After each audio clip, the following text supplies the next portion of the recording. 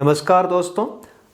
इस वीडियो में हम मूल कर्तव्यों के बारे में डिस्कस करेंगे और मूल कर्तव्य क्या हमारे मूल संविधान में इनका जिक्र था कि नहीं था, या फिर इसको बाद में शामिल किया गया हमारे संविधान में, तो कब इनको हमारे संविधान में लिया गया और कौन से भाग में और कौन से अनुच्छेद में इन मूल कर्तव्यों का उल्लेख किया गया है संविधान में। साथ ही साथ अपन ये भी देखेंगे कि किस समिति की सिफारिश पर इसको हमारे कॉन्स्टिट्यूशन में लिया गया और किस देश से हमने मूल कर्तव्यों को अपने इस संविधान में इसको अपनाया।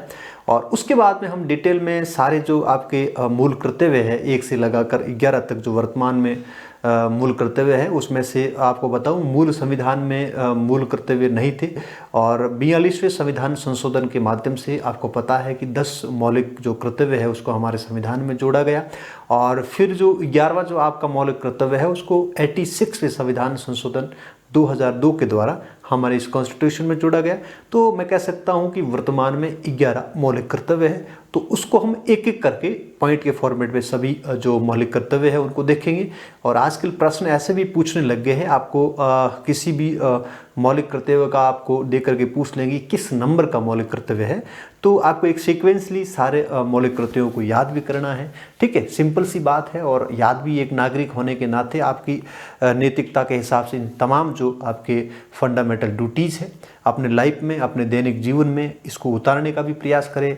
और देश का एक सच्चे राष्ट्रभक्त होने के नाते आपको ये सारे जो मौलिक कर्तव्य है ये आपके उनके बारे में आपको जानकारी होनी बहुत ज़रूरी है। ठीक है, तो इस क्लास में हम एक एक करके देखेंगे सारे मौलिक कर्तव्य। और इससे पहले थोड़ा सा आप लिखना चाहो लिख सकती हो कि हमारा जो फंडामेंटल ड्यूटीज़ है तो इसमें अपन बताना चाहेंगे भाग 4 के, ध्यान दीजिएगा, भाग 4 के। और इसके साथ साथ आपको आर्टिकल का भी ध्यान देना है, अनुच्छेद 51 के। ये दोनों इंपॉर्टेंट है कि जो मूल कर्तव्य है उसका जो उल्लेख है हमारे संविधान में तो भाग 4 के और 51 के में उल्लेख किया गया है। ठीक है, और एक चीज आप इसमें ये भी ध्यान रख सकते हो, मूल संविधान में ध्यान देना, मूल संविधान में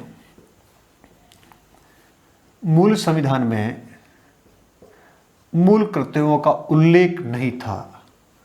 मूल कर्तव्यों का उल्लेख नहीं था, ये चीज आप ध्यान रखनी है, उल्लेख नहीं था। तो फिर इसको कब शामिल किया गया, तो आप लिख सकते हो सरदार स्वर्ण सिंह समिति की सिफारिश पर, सरदार स्वर्ण सिंह समिति की सिफारिश पर, समिति की सिफारिश पर 42वें संविधान संशोधन 1977 में 10 मौलिक कर्तव्य जोड़े। ध्यान दीजिएगा, 10 मूल कर्तव्य संविधान में जोड़े गए।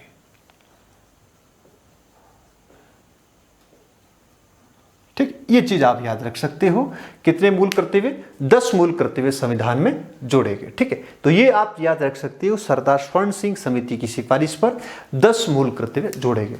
अब एक चीज आपको ध्यान रखना है, अपनी जो फंडामेंटल ड्यूटीज है इसको हमने सोवियत संघ से लिया। किस देश के संविधान से लिया? सोवियत संघ से, क्योंकि उस समय नाम क्या था, यूएसएसआर, सोवियत संघ बोलते हैं इसको शॉर्ट में। तो यूएसएसआर जो वर्तमान में आपका रसिया है, तो हमने सोवियत संघ से फंडामेंटल ड्यूटीज को हमारे संविधान में इसको अपनाया।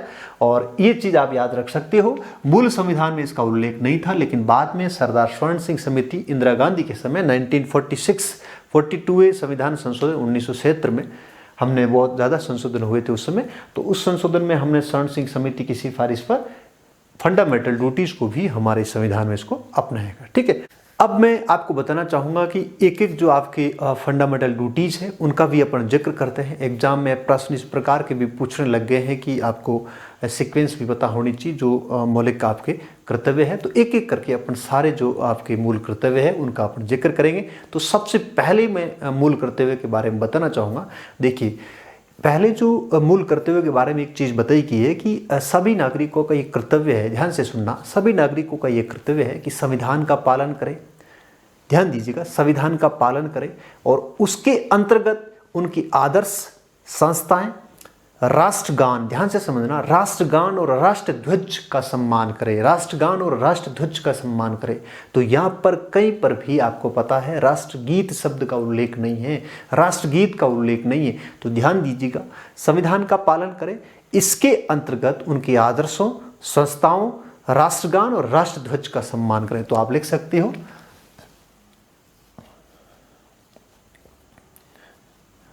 संविधान का पालन करें,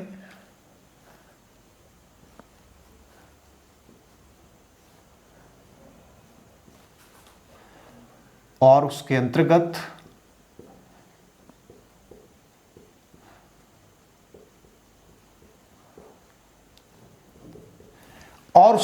ध्यान देना, महत्वपूर्ण चीज है उनके आदर्शों, 4 चीजें ध्यान रखनी, आदर्शों, कौमा, संस्थाओं, आदर्शों, संस्थाओं, राष्ट्रगान व राष्ट्रध्वज, राष्ट्रध्वज का सम्मान करें। यह चीज आपको याद रखनी है, राष्ट्रध्वज का सम्मान करें। तो क्या याद रख सकते हो, सभी नागरिकों का यह कर्तव्य है कि संविधान का पालन करें, बहुत महत्वपूर्ण चीज है, संविधान का पालन करें, और इसके साथ साथ आदर्शों, संस्थाओं, राष्ट्रगान और राष्ट्रध्वज, इन चारों का सम्मान करें। ये चीज आपको ध्यान देनी है। आपको मैं फंडामेंटल ड्यूटीज 2-2 के फॉर्मेट में सभी याद करवाऊंगा, आपको 2-2 के रूप में इस तरह से कॉमन चीजें हैं उसको याद करना। तो पहला आप सबको याद हो गया। सेकंड में मूल कर्तव्य की बात करना चाहूंगा। सेकंड आपका जो मूल कर्तव्य है, आपको पता है कि स्वतंत्रता आंदोलन के लिए, ध्यान से समझना, स्वतंत्रता आंदोलन के लिए प्रेरित करने वाले उच्च आदर्शों को हृदय में संजोए रखें। ध्यान से सुनना कि स्वतंत्रता आंदोलन के लिए यदि आगे आना पड़े तो इसके लिए जो भी आदर्श है, उस आदर्श को हमने हृदय में इसको बनाए रखें। हमारे देश के प्रति सम्मान होना चाहिए और राष्ट्रीय आंदोलन के प्रति भी एक नई ऊर्जा होनी चाहिए, नया अपने खुद के अंदर ऐसी भावना होनी चाहिए कि मैं देश की रक्षा करूं, देश की रक्षा के लिए आगे आऊं। इस प्रकार की भावना हर भारतीय में होनी चाहिए, ठीक है। तो आप याद रख सकते हो, स्वतंत्रता आंदोलन के लिए प्रेरित करने वाले उच्च आदर्शों को हृदय में संजोए रखें। तो आप लिख सकते हो स्वतंत्रता आंदोलन को प्रेरित करने वाले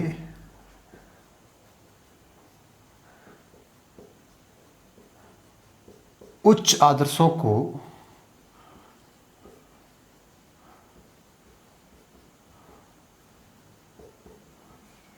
हृदय में संजोए रखें।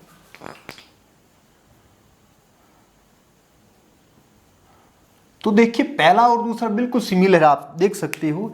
जिस तरह से मैंने संविधान के अंतर्गत आदर्श शब्द का उल्लेख किया, तो यहाँ पर भी उच्च आदर्श शब्द का उल्लेख हुआ है और कहीं न कहीं स्वतंत्रता आंदोलन की यहाँ पे बात हुई है। और यहाँ पर भी आपको पता है उसके अंतर्गत, संविधान के अंतर्गत आदर्श है, संस्थाएं हैं, राष्ट्रगान है, राष्ट्रध्वज है, तो इनका सम्मान है। तो यहाँ पर भी इसी सेम लैंग्वेज को हमने किया। तो कह सकता हूँ पहला और दूसरा लगभग एक जैसा है, कोई ज़्यादा इसमें आपके परिवर्तन नहीं है। तो आपको मेरे हिसाब से दोनों जो आपके मूल कर्तव्य है अच्छे से आपको याद होंगे। अब थर्ड नंबर की बात करूं तो थर्ड में ध्यान रखना, भारत की संप्रभुता, एकता और अखंडता की रक्षा करें। बहुत बढ़िया, भारत की संप्रभुता, एकता और अखंडता की रक्षा करें, बहुत महत्वपूर्ण, लिख सकते हो। तीसरे नंबर का भारत की संप्रभुता, एकता, भारत की संप्रभुता, एकता व अखंडता की रक्षा करें, अखंडता की रक्षा करें। ये आपको बताऊं कि ये प्रश्न आरएस प्रीलिम्स में पूछा था और ऐसा लाइन देकर के पूछा था कि भाई भारत की संप्रभुता, एकता और अखंडता, ये जो मूल कर्तव्य है कौन से नंबर का, तो थर्ड नंबर का था, ध्यान दीजिएगा। तो आप याद रख सकते हो पहले दो, और तीसरा है भारत की संप्रभुता, एकता और अखंडता की रक्षा करें। अब चौथे मैं मूल कर्तव्य की बात करूंगा, तो चौथे और तीसरे में सेम बातें हैं, ज़्यादा कुछ नहीं है। यानी देश की रक्षा के लिए जब आह्वान किया जाए तो आह्वान किए जाने पर राष्ट्र की सेवा करें। जिस तरह से वर्तमान समय है, आपको पता है कोविड महामारी में है, तो नागरिकों के साथ साथ प्रशासनिक जो अधिकारी बॉडी है हमारी पूरी देश की सेवा में है। जो कोरोना वायरस के रूप में जो फ्रंट लाइन जो वर्कर है, जिसमें डॉक्टर है, नर्सेज है, हमारे पुलिसकर्मी है, सफाई कर्मी है, सारे लोग कहीं न कहीं देश की सेवा कर रहे हैं। एक सेवा की भावना से, पूरी सेवा की भावना से देश की सेवा की जा रही। तो ये कहीं न कहीं ये हमारा एक नैतिक जिम्मेदारी बनती है कि हमें इस तरह से जब भी देश को सेवा की ज़रूरत पड़े तो किसी भी नागरिक को पीछे नहीं हटना चाहिए, देश की सेवा में बढ़ चढ़ करके भाग लेना चाहिए। तो ये आपका चौथे नंबर का। तो आप लिख सकते हो कि आह्वान किए जाने पर, ध्यान से सुनना, देश की रक्षा के लिए आह्वान करने पर लिख सकते हो, देश की रक्षा के लिए, देश की रक्षा के लिए आह्वान किए जाने पर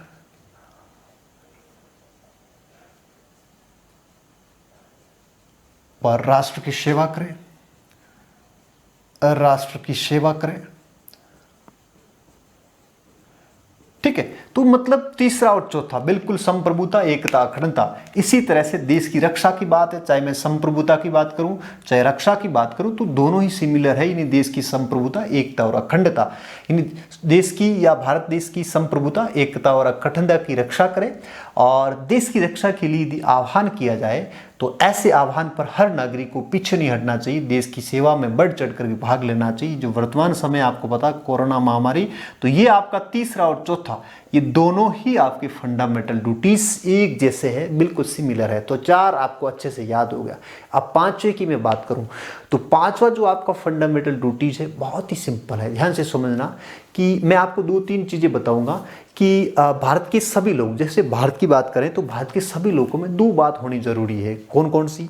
एक आपको एक चीज ध्यान देना, दो बातों में आपको ध्यान देना। एक समरसता की भावना, ठीक है, एक समरसता की भावना, और दूसरी है समान भ्रातृत्व की भावना, यानी कॉमन ब्रदरहुड की भावना होनी चाहिए। ध्यान से समझना, एक समरसता की भावना और एक आपके कॉमन ब्रदरहुड। ध्यान देना, ये दो चीजें बहुत जरूरी है कि भारत के लोगों में, यानी भारत के सभी लोगों में ये दो चीजों की भावना का जब भी विकास होगा, इसका मतलब ये कह सकते हैं, इन दोनों भावनाओं का जब निर्माण होगा, इसका मतलब ये है कि भारत के अंदर आपको पता है कि महिलाओं के सम्मान में भी वृद्धि होनी चाहिए।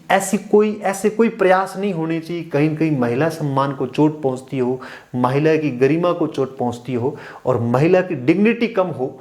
इसके लिए भी आपको प्रयास करने पड़ेंगे। या मैं ये कह सकता हूं कि ऐसे प्रयासों को अवॉइड करना चाहिए जो कहीं न कहीं महिलाओं के सम्मान में उसकी या महिला के सम्मान की वृद्धि हो। ये चीज आपको ध्यान रखना। तो तीन बातें ध्यान से सुनना। पहला क्या है? समरसता की भावना, दूसरा है कॉमन ब्रदरहुड, और तीसरा है ऐसे प्रयास हमें त्यागने पड़ेंगे, अवॉइड करने पड़ेंगे या ऐसे प्रयासों की वजह से कहीं न कहीं महिला के सम्मान में, महिलाओं की डिग्निटी को चोट लगती हो। तो इस प्रकार के हमें प्रयास को क्या करना पड़ेगा? अवॉइड करना पड़ेगा। तो आप लिख सकते हो, दो तीन बातें हैं कॉमन। आप इसको कैसे लिखेंगे? 5 नंबर का लिखिए, ध्यान से दीजिए। भारत के सभी लोगों में, ध्यान से समझना, भारत के सभी लोगों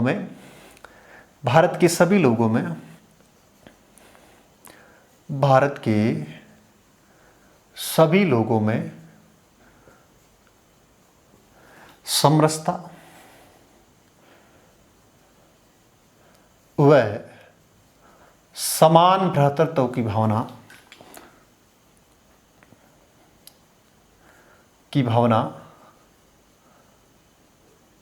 ठीक है, समान भ्रातृत्व की भावना का विकास हो, समान भ्रातृत्व भावना का निर्माण हो। इसके साथ साथ, ठीक है, ऐसे प्रयासों को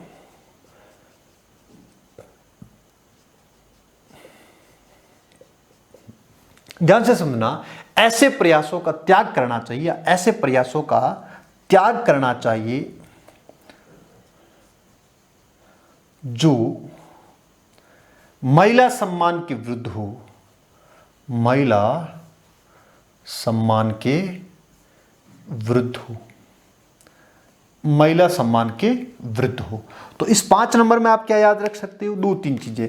भारत के सभी लोगों में समरसता की भावना हो और समान भ्रातृत्व की भावना हो, कॉमन ब्रदरहुड हो। इसके साथ साथ महिलाओं का सम्मान भी होना चाहिए, और महिला सम्मान के विरुद्ध ऐसे कई प्रयास है जो हमें छोड़ने पड़ेंगे, त्याग करना पड़ेगा उनका।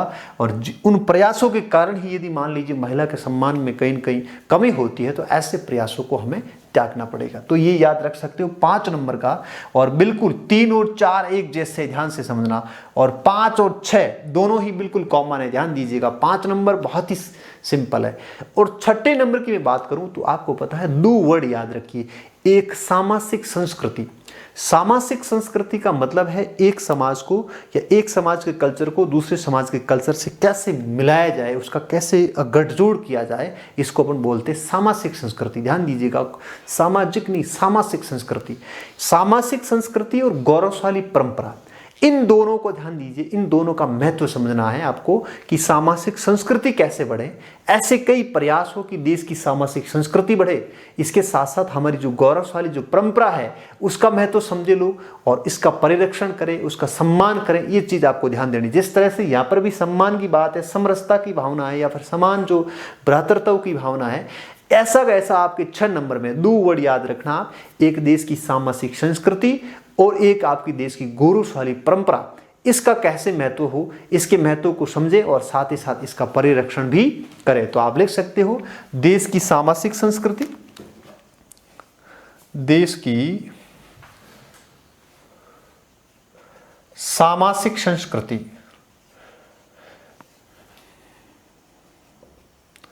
देश की सामाजिक संस्कृति वह गौरवशाली परंपरा। ध्यान दीजिएगा, देश की सामाजिक संस्कृति व गौरवशाली परंपरा का महत्व समझे, गौरवशाली परंपरा का महत्व समझे, वह उसका परिरक्षण करे, वह उसका परिरक्षण करे। ठीक, ये चीज आपको ध्यान रखनी। देश की सामाजिक संस्कृति, आप क्या याद रख सकते हो, देश की सामाजिक संस्कृति और गौरवशाली परंपरा। तो इसका मतलब कहीं न कहीं 5 और 6 बिल्कुल एक जैसे है। तो ये 6 आपका ऐसे ही याद हो जाएंगे, बिल्कुल 2-2 कॉमन में याद रखिए, आपको अच्छे से याद हो जाएंगे। और 11 है, आपको सबको याद रखना है, मैं सब याद करवा दूंगा आपको। तो पहले 2 बिल्कुल सेम है, जहां पे आदर्श संस्थाएं, राष्ट्रगान और राष्ट्रध्वज की बात है, वैसा का वैसा स्वतंत्रता आंदोलन के लिए जो उच्च आदर्शों को हृदय में संजोए रखें। इसी तरह से संप्रभुता, एकता, अखंडता और देश की रक्षा के आह्वान, देश की रक्षा के लिए आह्वान किया जाए तो भी पीछे नहीं हटना, राष्ट्र की सेवा करना। और 5 में समरसता और समान भ्रातृत्व की भावना और महिलाओं के सम्मान में भी कमी नहीं होनी चाहिए। और 6 नंबर है सामाजिक संस्कृति और गौरवशाली परंपरा। आप टू द पॉइंट ऐसे याद रखिए। 6 तक आपको मेरे हिसाब से किसी को प्रॉब्लम नहीं है। अगले में मौलिक कर्तव्य की बात करूं, 7 नंबर। तो 7 नंबर में क्या याद रखना दोस्तों, 7 नंबर में आपको पता है पर्यावरण संरक्षण। ध्यान दीजिएगा, एनवायरमेंट आपका जो कैसे बढ़े, एनवायरमेंट का संरक्षण कैसे हो, तो पर्यावरण संरक्षण। और पर्यावरण संरक्षण के अंतर्गत आने वाले वन, झील, नदी और वन्य जीवों का भी संरक्षण होना चाहिए। ध्यान दीजिए, वन्य जीवों की भी क्या करनी है, आपको रक्षा करनी। ध्यान देना, महत्वपूर्ण है 7 नंबर। तो याद करिए, पर्यावरण संरक्षण, पर्यावरण संरक्षण व इसके अंतर्गत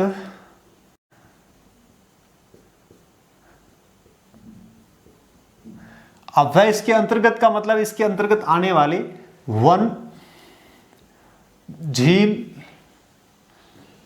नदी व वन्य जीव की रक्षा करें।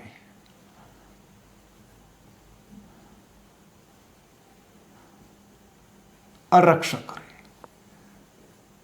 ठीक है, तो याद रह जाएगा, बहुत ही सिंपल है। पर्यावरण संरक्षण, आपको क्या याद रखना है, पर्यावरण संरक्षण। और पर्यावरण संरक्षण का मतलब है इस पर्यावरण संरक्षण के अंतर्गत वन, झील, नदी और वन्य जीव, ये 4 आपको कैटेगरी याद रखनी। इन चारों का क्या करें, संरक्षण करें, इसकी रक्षा करें, वनों की रक्षा करें, झीलों को खराब नहीं करें, उसमें गंदगी नहीं करें, आपको पता नदियों को भी दूषित नहीं करें। और साथ ही साथ इस वन में, इस पर्यावरण में रहने वाले मूक जो जानवर है उनका आपको अनैतिक तरीके से उसका क्या नहीं करना है, आरक्षण, इसको आपका वध नहीं करना है, उसका शिकार नहीं करना। ये चीजें ध्यान देना महत्वपूर्ण है। ये आपका नैतिक ड्यूटी है, आपका हर नागरिक का एक नैतिक कर्तव्य है।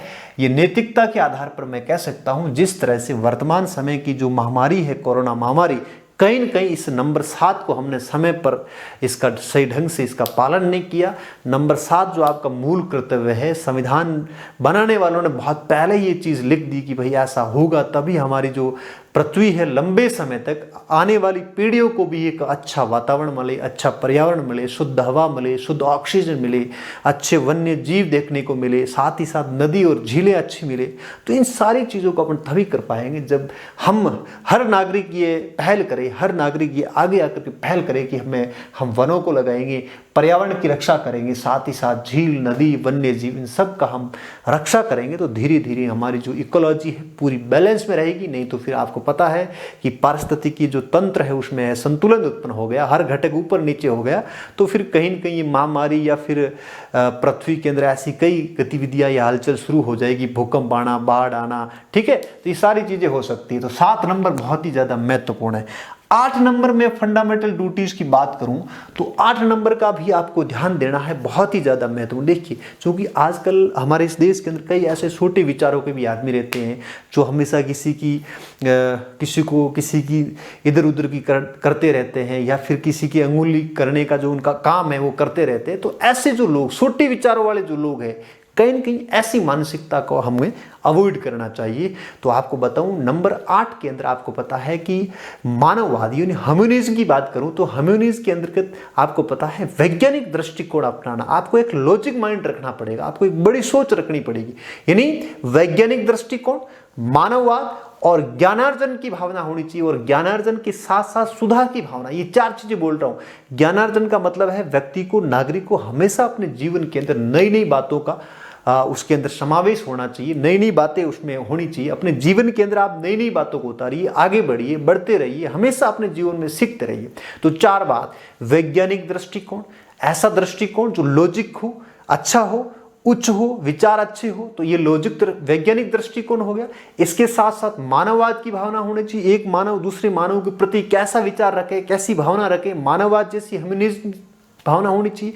साथ ही साथ ज्ञानार्जन की भावना, और हमेशा अपने जीवन के अंदर जो सुधार की भावना है इसका भी विकास होना चाहिए। तो 4 चीजें मैं लिख रहा हूं 8 नंबर में, अच्छे से याद करना। वैज्ञानिक दृष्टिकोण, वैज्ञानिक दृष्टिकोण, मानववाद,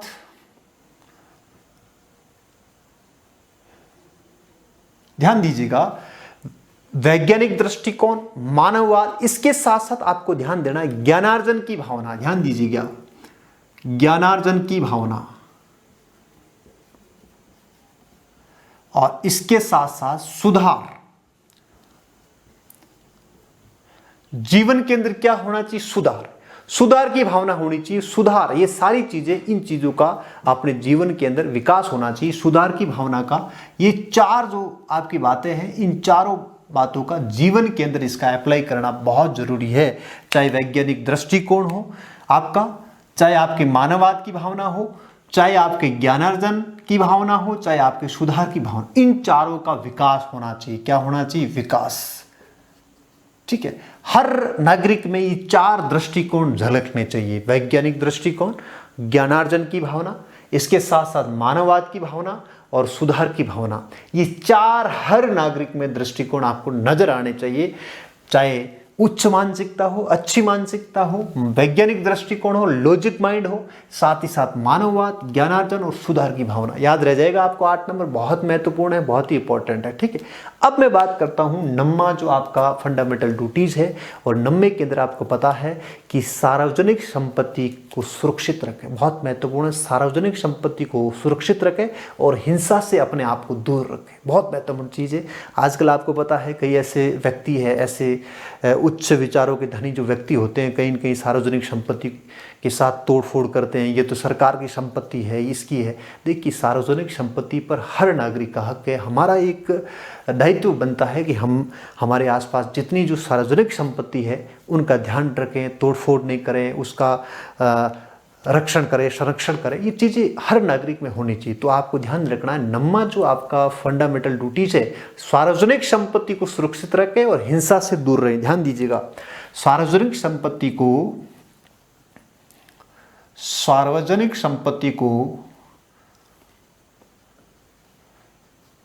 सुरक्षित रखें,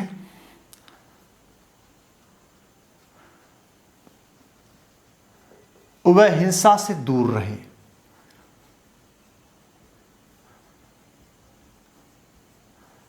हिंसा से दूर रहे, ये दो चीजें आपको ध्यान देनी है। सार्वजनिक संपत्ति को सुरक्षित रखें और हिंसा से दूर रहे, ये आपको 9 नंबर का ध्यान रखना है। 10 नंबर देखिए, बहुत ही महत्वपूर्ण है 10 नंबर। अब 10 नंबर में क्या है कि दो चीज बता रहा हूं, चाहे व्यक्तिगत एक्टिविटी हो और चाहे आपकी सामूहिक एक्टिविटी हो, दोनों में ध्यान रखिए। व्यक्तिगत और सामूहिक दोनों गतिविधियों में ध्यान देना, दोनों गतिविधियों में देश के या देश को सभी क्षेत्रों में हमेशा आगे बढ़ने, यानी देश को आगे ले जाने का प्रयास करना है आपको कि देश आगे कैसे बढ़े, चाहे वो व्यक्तिगत एक्टिविटी में हो चाहे वो सार्वजनिक एक्टिविटी में हो। इन दोनों एक्टिविटी के सभी क्षेत्रों में उत्कृष्ट की ओर बढ़ने का प्रयास करना चाहिए और आगे कैसे बढ़ा जा सके, तो ऐसा प्रयास, यानी आपको यह ध्यान रखना, उत्कृष्ट यानी सतत रूप से आगे बढ़ने का प्रयास करना चाहिए, चाहे व्यक्तिगत आपकी गतिविधि हो या फिर सामूहिक गतिविधि हो। इन दोनों गतिविधियों के सभी क्षेत्रों में हमेशा उत्कृष्ट की ओर बढ़ने का प्रयास करें और सतत आगे बढ़ते रहें। ध्यान दीजिएगा, तो आप क्या लिखोगे, व्यक्तिगत वह सामूहिक गतिविधियों में, सामूहिक, ध्यान दीजिएगा, व्यक्तिगत वह सामूहिक गतिविधियों में, सामूहिक गतिविधियों के सभी क्षेत्रों में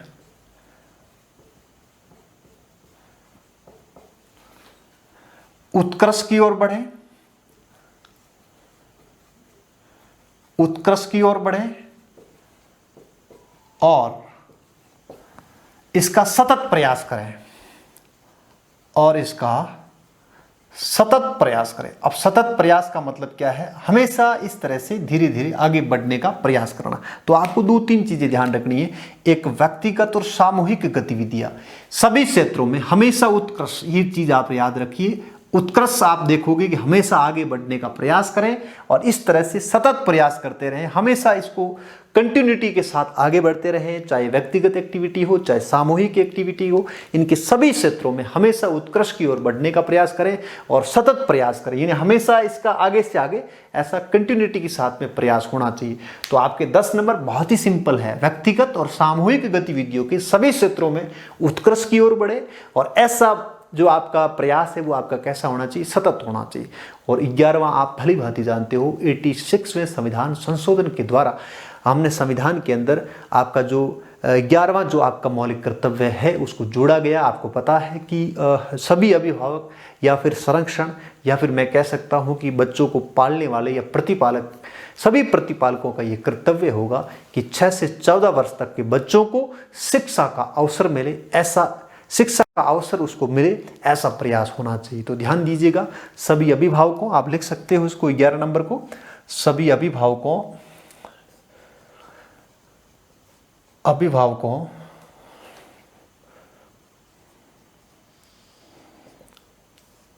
संरक्षक व प्रतिपालकों का कर्तव्य है कि 6 से 14 वर्ष तक के बच्चे को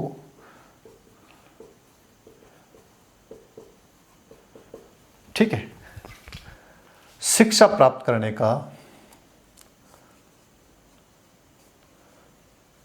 का अवसर मिले। क्या मिले? अवसर मिले। तो ये आप याद रख सकते हो। मैंने 2-3 वर्ड लिखा, अभिभावक मैं कह सकता हूँ, संरक्षक कह सकता हूँ या प्रतिपालक कह सकता हूँ। इन सब का कर्तव्य है कि 6 से 14 वर्ष तक के बच्चे को शिक्षा का अवसर मिले, शिक्षा प्राप्त करने का अवसर। यह ध्यान देना, आप याद रख सकते हो, शिक्षा प्राप्त करने का अवसर प्रदान करें, उसको अवसर मिले या अवसर प्रदान करें, ये ऐसा लिख सकते हो, अवसर प्रदान करें, इनका कर्तव्य है अभी।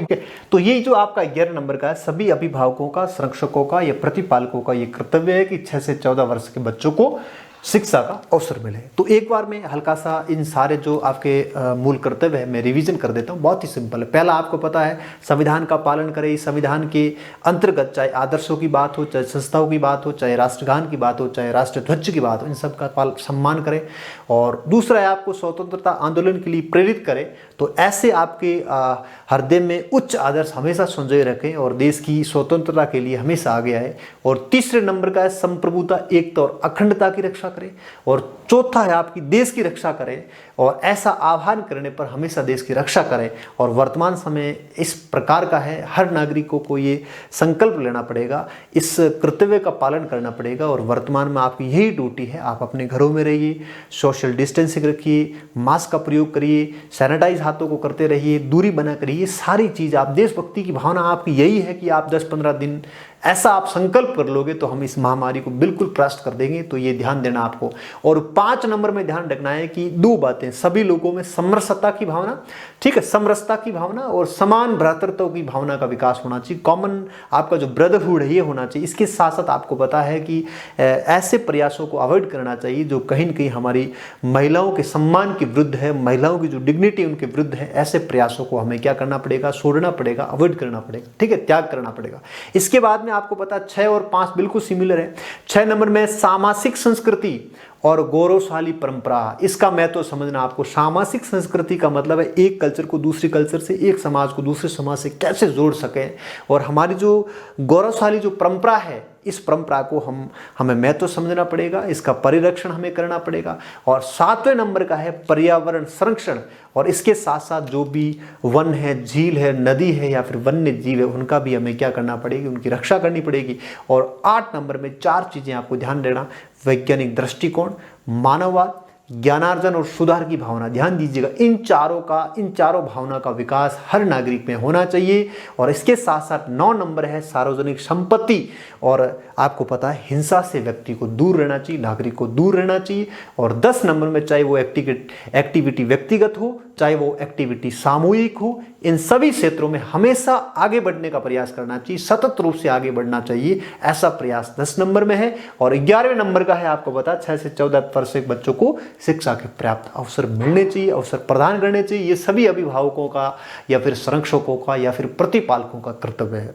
तो ये आपको ध्यान देना, मौलिक कर्तव्य। अब एक चीज ध्यान देना, क्या मौलिक कर्तव्यों को लेकर के सुप्रीम कोर्ट में चैलेंज किया जा सकता है? तो इसका आपको ध्यान देना है कि मौलिक कर्तव्यों को लेकर के आप सुप्रीम कोर्ट में चैलेंज नहीं कर सकते हो।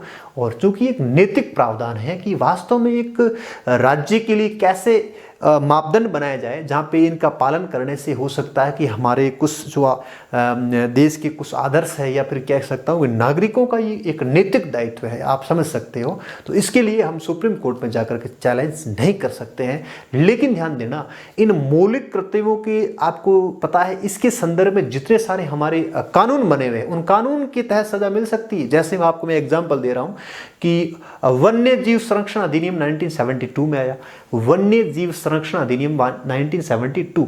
और 7 नंबर में वन्य जीवों का भी जिक्र किया हुआ।